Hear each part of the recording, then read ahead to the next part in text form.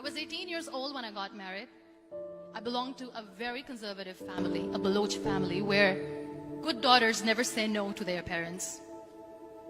My father wanted me to get married, and all I said was, if that makes you happy, I'll say yes. And of course, it was never a happy marriage. Just about after 2 years of getting married, about 9 years ago, I met a car accident. Somehow my husband fell asleep and the car fell in the ditch. He managed to jump out, saved himself. I'm happy for him. But I stayed inside the car and I sustained a lot of injuries. The list is a bit long. Radius ulna of my right arm were fractured. The wrist was fractured. Shoulder bone and collarbone were fractured. My whole rib cage got fractured. But that injury that changed me and my life completely was the spine injury. Many people came to rescue. They gave me CPR. They dragged me out of the car. And while they were dragging me out, I got the complete transection of my spinal cord. Those 2.5 months in the hospital were dreadful. I was at the verge of despair. One day, doctor came to me and he said, well, I heard that you wanted to be an artist, but you ended up being a housewife. I have a bad news for you. You won't be able to paint again. Next day, doctor came to me and said, your spine injury is so bad, you won't be able to walk again. I took a deep breath and I said, it's all right. Next day, doctor came to me and said, because of your spine injury and the fixation that you have in your back, you won't be able to give birth to a child again. That day, I was devastated. I started to question my existence. Why am I even alive? So what kept me going was, one day I asked my brothers, I know I have a deformed hand, but I'm tired of looking at these white walls in the hospital and wearing these white scrubs. Bring me some colors, bring me some small canvas. I want to paint. So the very first painting I made was on my deathbed, where I painted for the very first time. What an amazing therapy it was. Without uttering a single word, I could paint my heart out. I could share my story. People used to come and say, what lovely painting, so much color. Nobody could see the grief in it. Only I could. And that day I decided that I'm going to live life for myself. I am not going to be that perfect person for someone. I am just going to take this moment and I will make it perfect for myself. That I'm going to fight my fears.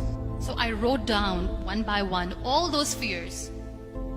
And I decided that I'm going to overcome these fears one at a time. You know what was my biggest fear? Divorce. But the day I decided that this is nothing but my fear, I liberated myself by setting him free. And I made myself emotionally so strong that the day I got the news that he's getting married, I sent him a text that I'm so happy for you and I wish you all the best. And he knows that I pray for him today. Number 2 was, I won't be able to be a mother again.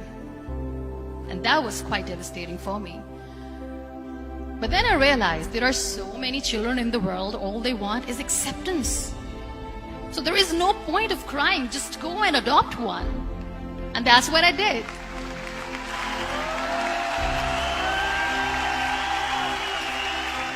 I gave my name in different organizations, different orphanages, and I waited patiently.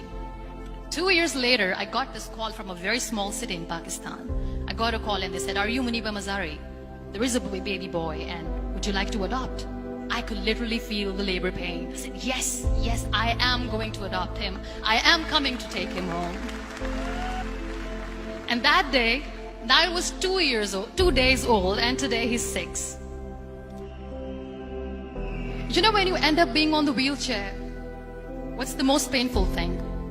People think that they will not be accepted by the people because we, in the world of perfect people, are imperfects. So I decided to appear more in public.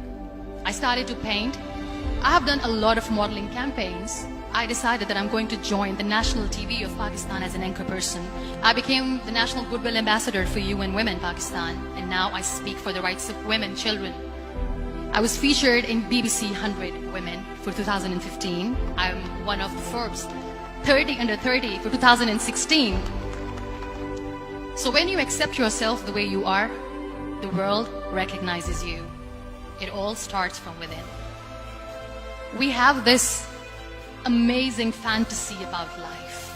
This is how things should work. This is my plan. It should go as per my plan. If that doesn't happen, we give up.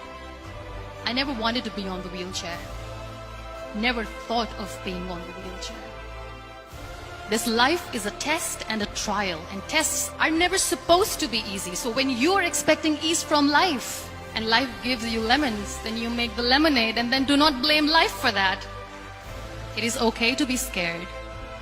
It is okay to cry. Everything is okay, but giving up should not be an option. They always say that failure is not an option. Failure should be an option, because when you fail, you get up, and then you fail, and then you get up, and that keeps you going. Embrace each and every breath that you are taking. Celebrate your life. Live it. Don't die before your death. Real happiness lies in gratitude.